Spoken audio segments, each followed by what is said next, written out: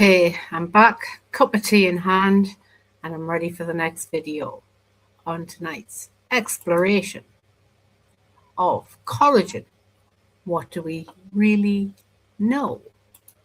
Welcome to No Appointment Necessary. I'm Cherry Healy. And I'm Dr. Amir Khan. You can find me normally at my surgery in Bradford, but every week I am here on this podcast, No Appointment Necessary. And you never have to miss an episode. So hit subscribe and you will be subscribed. You certainly will. And if you haven't already, join our Facebook community group. We've got over 21,000 members. That's amazing. We love you all. Today, we're talking about a bit of a hot topic. We're talking about collagen, but not just how it impacts your skin, but also your bones and your joints. Yeah. Can I just say, I think in my DMs on Instagram, collagen is probably the most common thing I get asked about. Should I buy it? Is it worth it? What's the evidence? Everybody tells me to buy it. Am I missing a trick? All of that, like literally every day. There are so many myths around collagen. I think today is going to be a goodie. It certainly is. This week's check-in is all about collagen. You look very excited. I am, because I really don't know how this is going to go. Are you on collagen, Cherry? I'm on it. I'm off it. You're on everything, to be fair. I love to try things. I'm basically a human guinea pig. What is collagen? Right. So collagen is protein. It's the most abundant protein we have in our body. And I like to think of it as kind of the scaffolding and glue that keeps our body together. So it helps form our bones, our tendons, our muscles, our skin, our blood vessels. It's all part of the structure of our body. It's super important, but it does change as we get older. Do we lose it as we get older, and at what rate?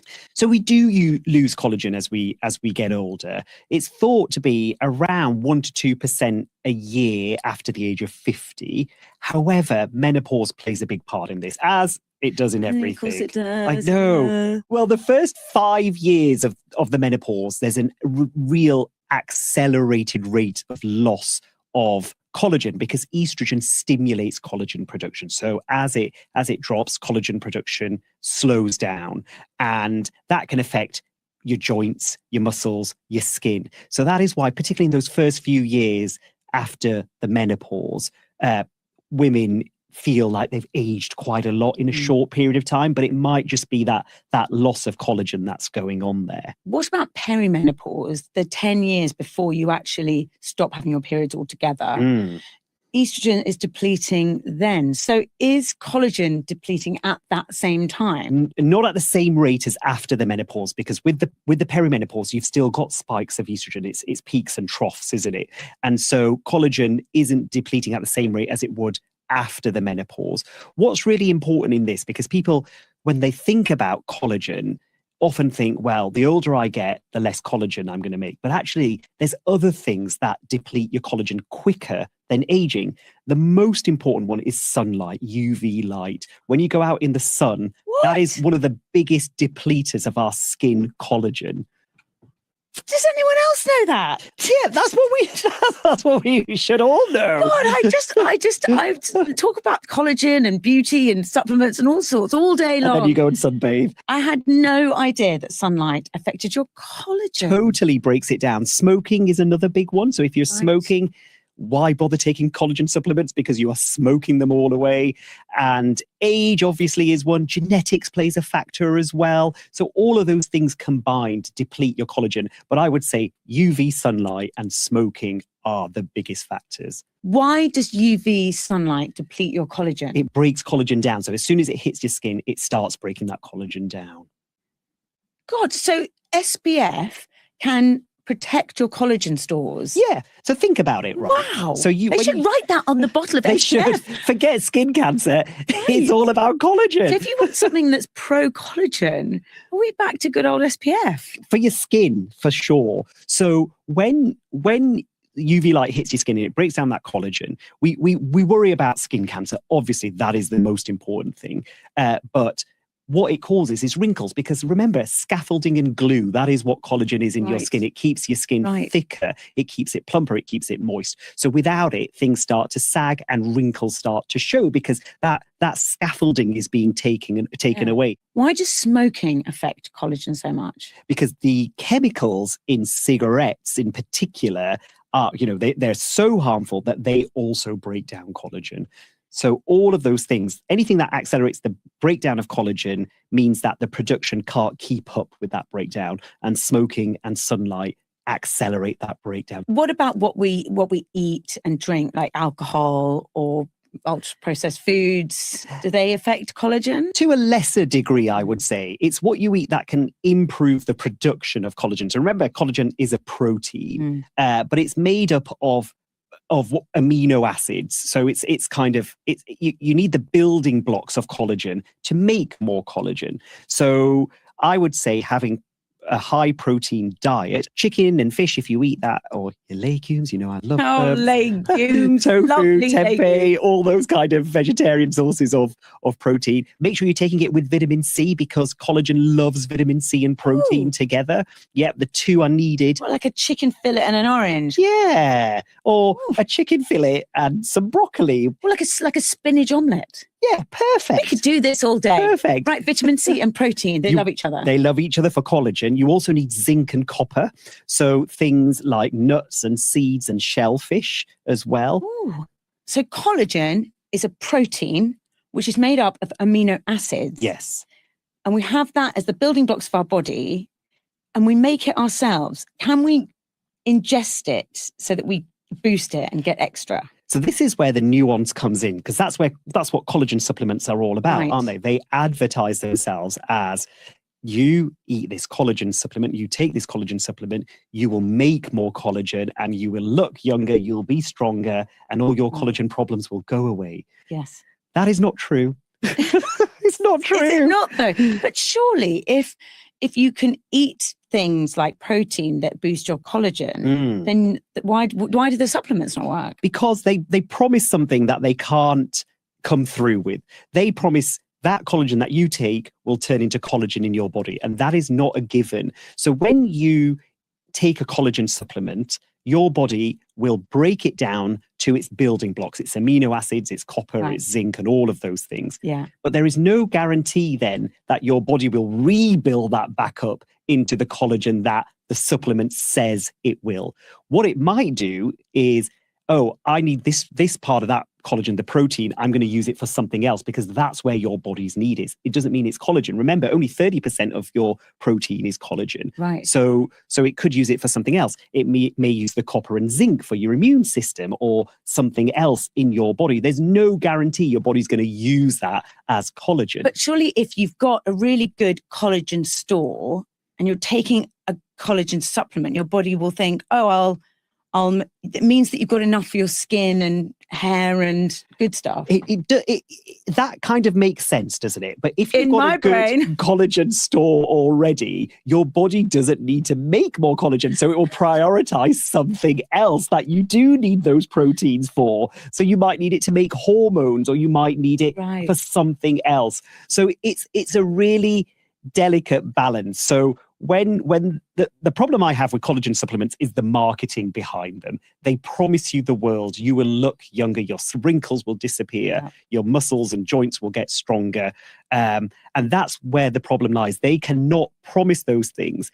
And a lot of the studies that are done on, does my skin get better with collagen, are funded by the industry that's producing collagen, and they're really small, not very significant studies.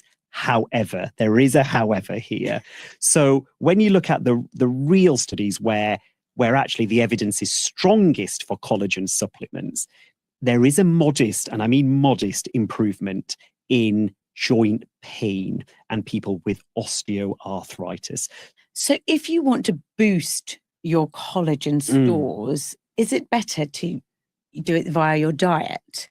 Absolutely. If you want to boost your collagen stores, the first thing I would say is SPF 30 to 50. Stay out the sun. Stop smoking. Yes, it's so good. Stop smoking. That's a non-negotiable. And then look at your diet. Make sure you are getting protein. Make sure you are getting zinc and copper. Make sure you are getting the gelatin that comes from animal sources. That's what you want. I'm a vegetarian. Tell me about gelatin. What is gelatin? So gelatin sounds gross, but it's made from hooves, skin, joints, boiling it, and then that's the product of that is gelatin, essentially. But it's animal collagen. I mean, I feel like if you eat meat and an animal has given up his life to give you sustenance, you want to be okay with all that animal. Yeah. I don't want to waste any of that animal. I think that's fair. I think I'm going to keep my personal views out of it because I'm an animal rights activist and a vegetarian. But strictly speaking, as a medical professional, that is how you get collagen. What are the benefits of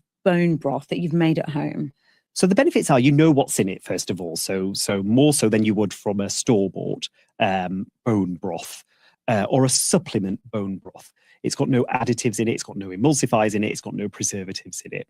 And the meat and the bones and everything that you're boiling up in that bone broth have a lot of protein in. They will have the gelatin in as well.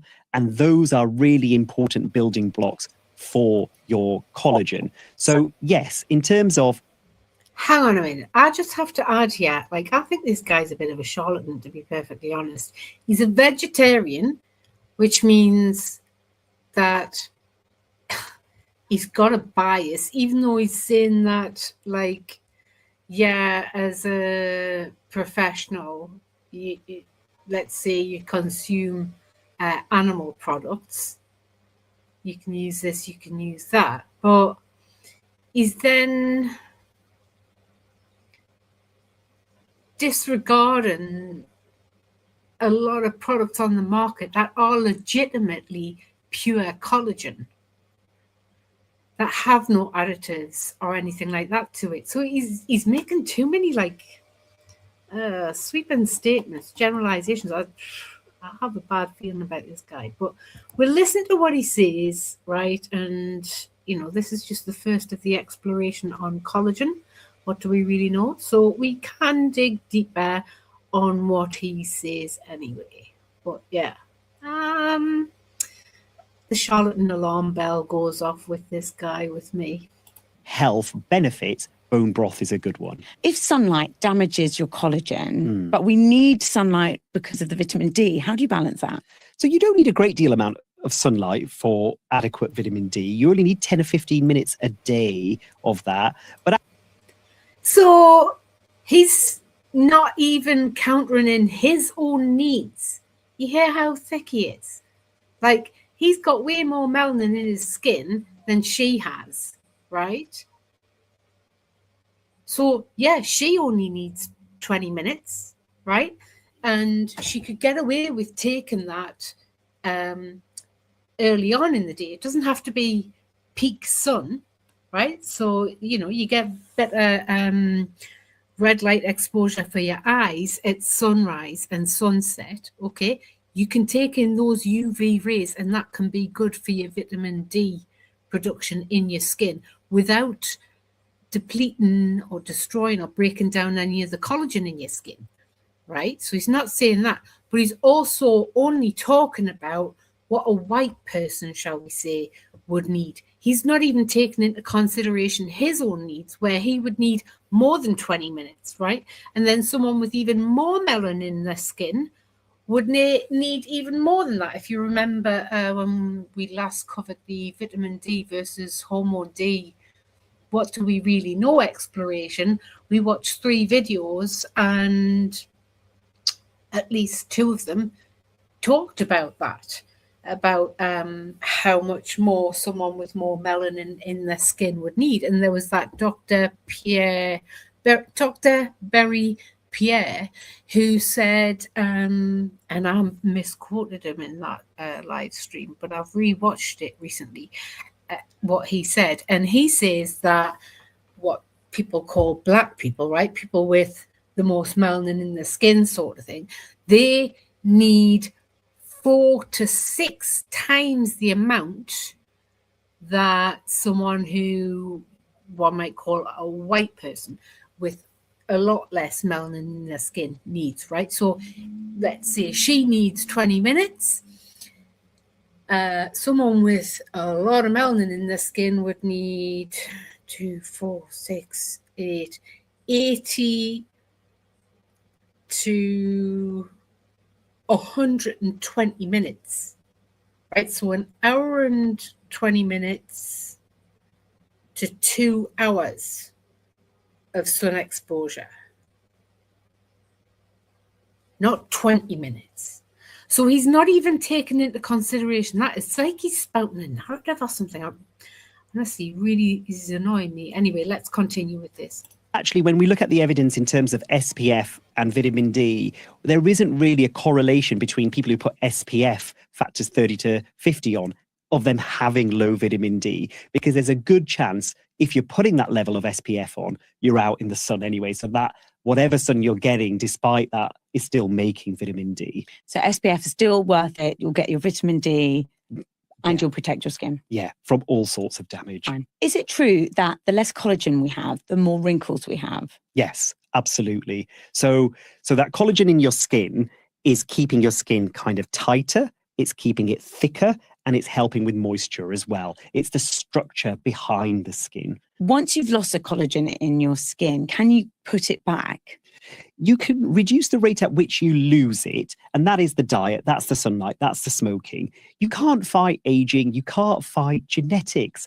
And then it becomes a question of, should you fight genetics and should you fight aging? Because I was speaking to one of my colleagues at work, and she was going to have fillers into her laughter line, she calls them. And I thought to myself, right, why are we trying to hide something called...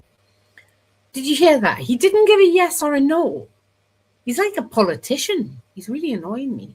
Laughter lines, right? Surely that's a sign of joy and happiness. Why are we... You tell me. Well, I think I understand why people do, because I think we've grown up in a society, and the society still remains, where women's value is very much on how youthful they look. It's very hard, and I speak for myself. It's very hard to fight against that when, you know, when the world tells you that's where your value is. Do I think it's the right thing? It's very this is a very, very big one. But I think we should talk about it. I think for a woman, there is a sweet spot where I don't want to look 25. I'm really comfortable looking 45. I'm proud that I've made it this far. But I think that society very much has placed value on women who look younger. And so I do also understand, and I sometimes give into it, wanting to fight those signs of aging. But I think there's a happy, peaceful spot where you're doing things that make you feel good about yourself, but you also really love who you are and where you are. Yeah. And I think that society hasn't accepted that women have so much to offer. We are getting there, so much to offer, more than just making babies. I mean, women are magnificent, wise, intelligent, the glue for community. But I think things are moving on, and women are feeling more confident that their value lies in other areas, which is why I think women are feeling more happy to look their age. Where I have an issue with it, and I always have, and this is why I never venture into the world of cosmetic medicine, is because I think we are, and I do believe in choice, and I understand women who want to look a certain way and they feel that's their choice and their right to do that. But I do think it re-emphasizes this idea of impossible beauty standards, which initially set by the patriarchy, but then I think women then find themselves trapped in this cycle of, well, if I don't do it and everyone else is doing it, and I'm going to look completely different to everyone else, I'm going to be the odd one out. And I think that's really, really awful. I think it depends on how it impacts that individual's mental health and life. We all want to look our best, or if you're thinking about it obsessively, or if you don't look your best and it ruins your day. That's the other side of healthy for me. But I think if you want to put makeup on, if you want to take a supplement that makes you feel good, have a treatment that makes you feel good, and it gives you a spring in your step, that I'm pro. So I think the balance, I think it's up to the individual to decide where you draw the line. But that too much is for some people, women wearing makeup is just too much. And for others, it's Botox. And for others, it's a facelift. And for others, it's too many supplements. Society needs to move on in where it puts value in women. And women need to be allowed to make their own decision without judgment. those two things can happen together. And I think they are happening together. Yeah. I think classically, there's a real shift when women hit menopausal age, especially when you stop having your periods. It's a bit like the association of, well, now I'm not reproducing. What use am I? You know, society has told women that. The patriarchy has told women that. I think it is hugely changing now as women are powerful in the workplace. We are speaking up. We've got a voice. We're thriving in perimenopause and after menopause.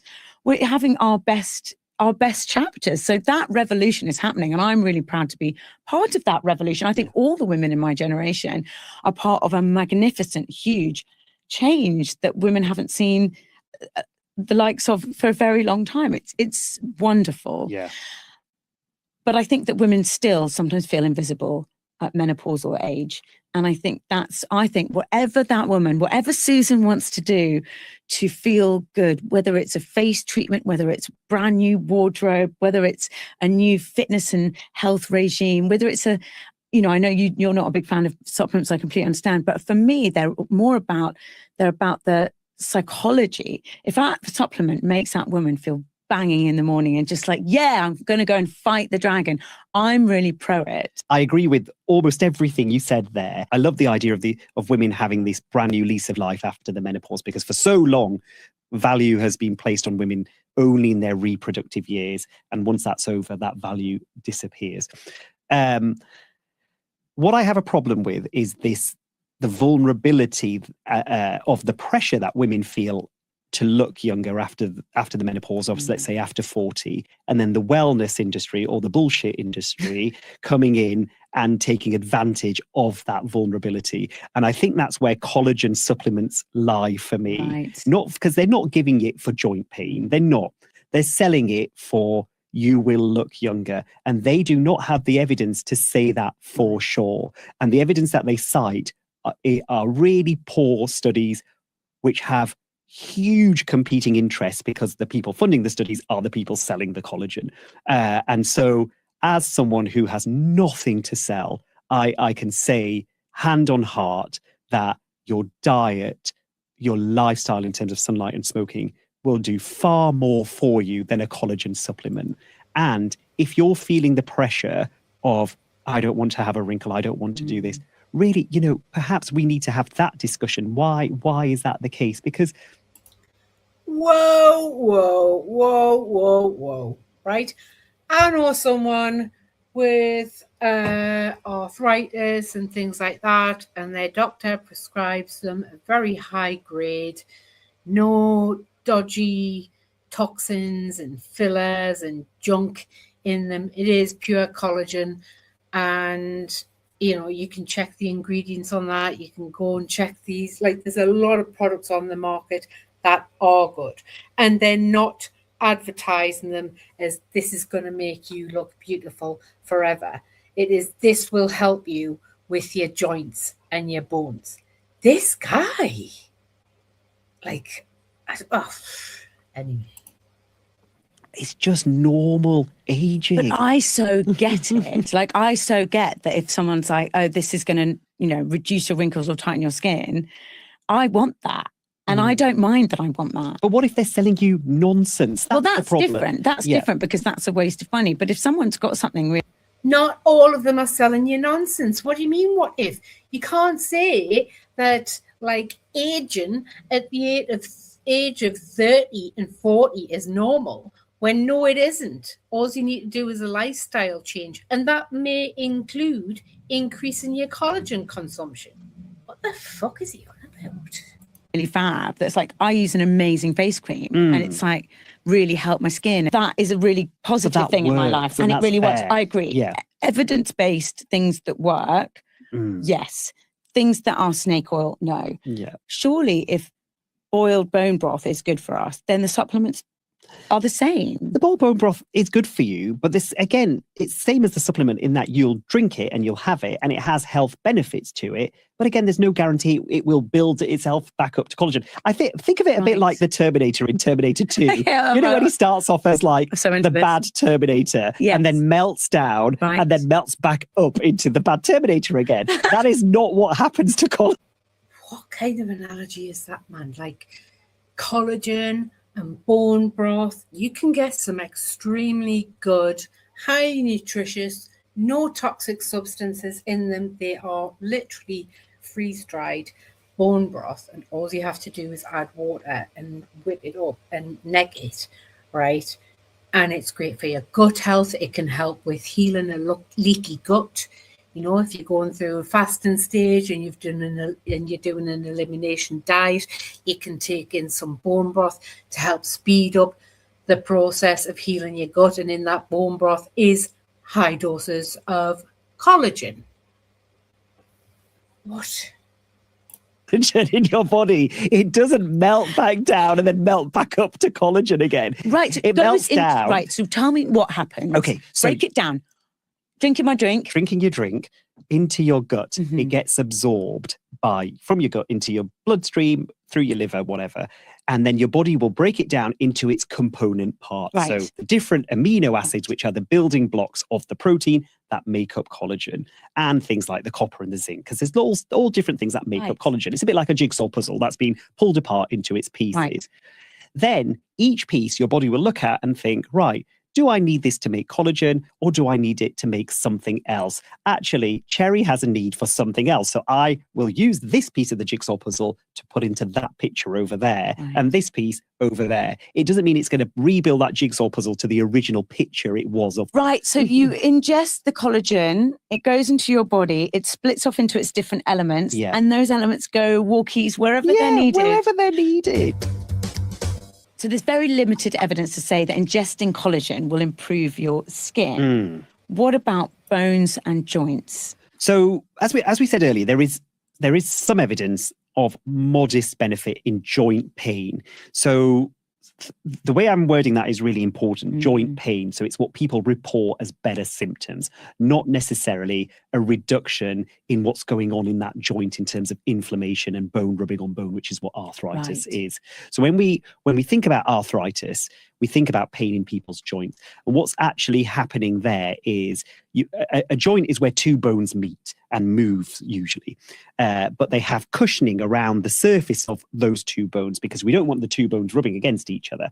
So that cushioning is cartilage. And then there's also a little gap between the two bones. Now, collagen doesn't improve the cartilage. It doesn't improve the fluid production within that joint, but people report better pain symptoms. We're not quite sure why, but that's what these studies show. What happens with arthritis? Now, there's lots of different types of arthritises. The most common one is something called osteoarthritis, which most people will get as they get older. And what happens with that? It's usually the weight-bearing joints, so the knees and the hips that have pressure on them.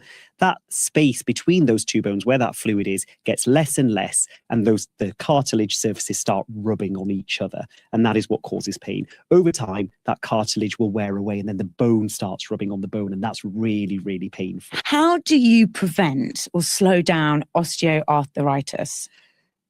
That is super important. The most effective thing to do is keep to a healthy weight. So any additional weight you're carrying will put additional weight on your joints and push those two bones together.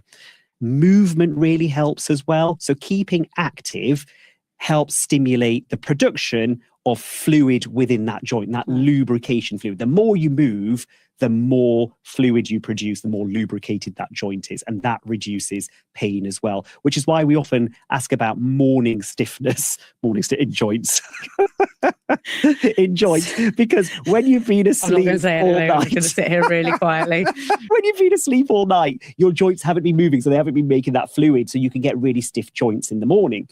Which is why, particularly with things like rheumatoid arthritis, one of the symptoms is joint stiffness in the morning. I would say the two best ways to keep your joints healthy is maintain a healthy weight and keep moving. What is the best movement to keep those joints healthy?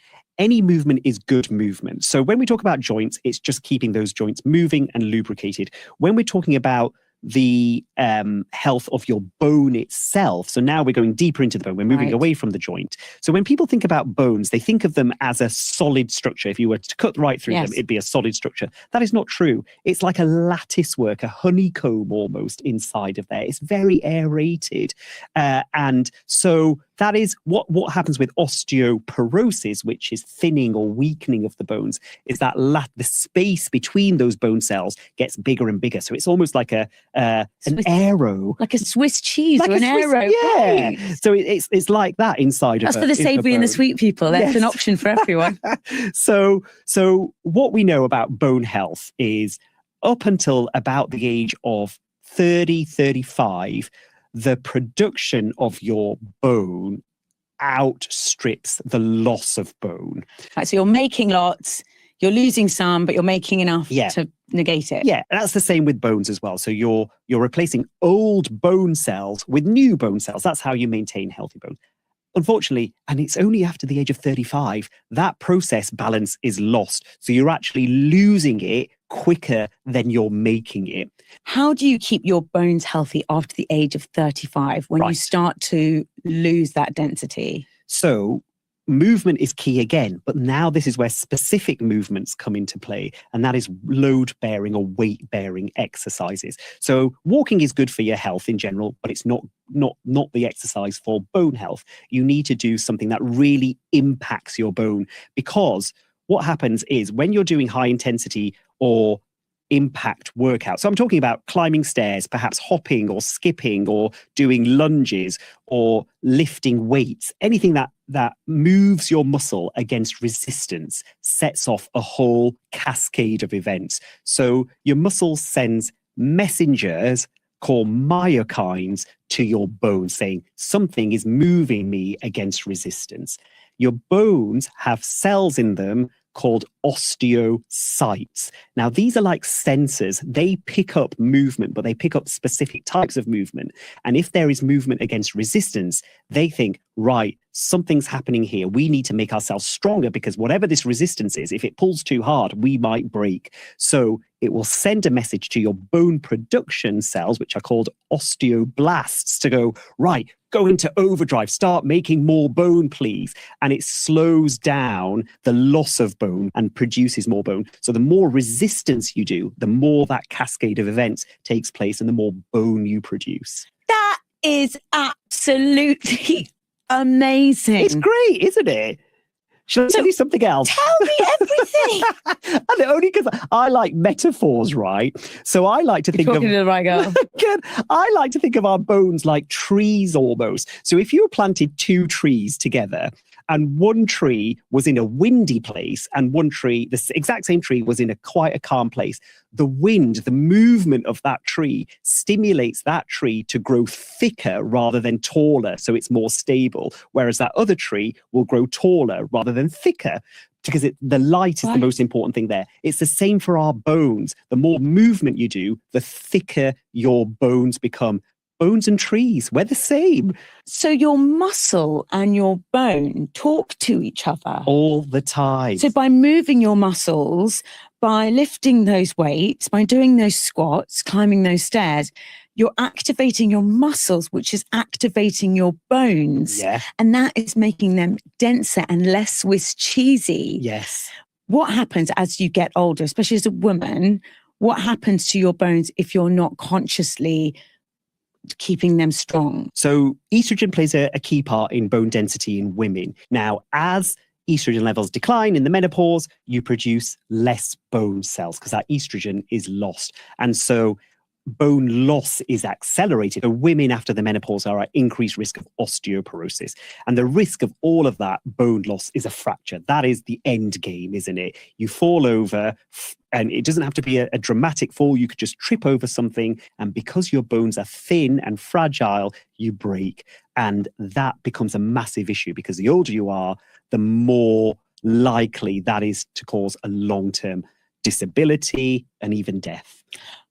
Once you have lost that bone density, can you get it back? Yes, yes, yes. There is no age at which you cannot get your bone density back. So those strength training, movement exercise that we taught, all those messaging systems are still in place. It doesn't matter how old you are. So if you start doing, let's say you're 70, 80 years old and you think, I'm worried about osteoporosis, I'm going to start building my bones back up. Yes, please do it. Either join the gym, do some resistant work, perhaps if you like aqua aerobics, because aqua aerobics, the water is the resistance there. You're still moving against resistance, and it's quite a safe exercise to do for beginners in particular. So all of those things combined make your bones stronger. HRT is an interesting thing as well. So we use HRT strictly for the symptoms of the menopause, but there is some guidance around HRT and osteoporosis. Younger women under the age of 60 can be given HRT to reduce their risk of osteoporosis, particularly if they're high risk. So if they've got a strong family history of osteoporosis. What about Pilates and yoga? Do they help prevent osteoporosis? They're really important exercises because they help with balance and reduce your risk of falls. So that in itself will help with reducing your rates of fractures. There is some weight bearing and resistance involved in those gentler kind of balance type training. So that any movement is good. And the keeping your ligaments and muscles flexible, again, reduces your risk of arthritis, but reduces your risk of falls as well. So the ideal thing in terms of exercise is variety. Right. So 2 or 3 times strength training a week, a couple of times of this balance training. And then you do need your cardiovascular stuff as well to keep your heart healthy too. So go for that walk. It's the variety, which is what we're designed to do, right? Yes. And evolved to do. That's what's key to life. So when it comes to collagen, get your SPF. Yeah. I mean, there's so many reasons to love SPF. Here's another one. Totally. Don't smoke. Make sure your diet is full of protein and vitamin C and zinc and copper. Yeah. And do weight-bearing exercise to keep those bones strong and healthy, and make sure you're walking and running, and mix up your exercise so that your bones... I'm not sure what they're saying about SPF, which is sun protection factor, which is something that they put into skincare products. Like, I'm yet to look into that in the vitamin D versus hormone D exploration series. So yeah, we're just observing what they're saying here, and we're going to look further into this. It's just the beginning. I'm not content with what they've said at all. Your ligaments, your joints. Well, most of it. Everything staying flexible and strong. Yeah. And all of that is evidence-based. It's now time for Chat GP, where you get to ask our wonderful doctor any question you like. Oh, God. Keep them coming. Yeah. It's a bit like that Quiche Lorraine program on ITV with Dr. Killery. Ugh. Okay. We're going to come back to this topic. We are, because we're going to have to look deeper into this. I just have sneaky suspicions about what he's said. And of course, I'm starting to remember things that other experts have said that contradicts some of what he said. So this is going to be a deep dive of an exploration. Smooth moderator.